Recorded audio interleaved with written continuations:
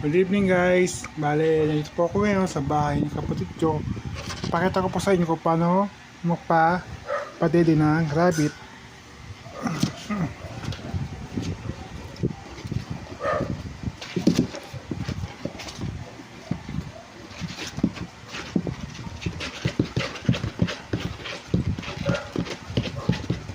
Siya nga pala, 60 seconds lang po ito.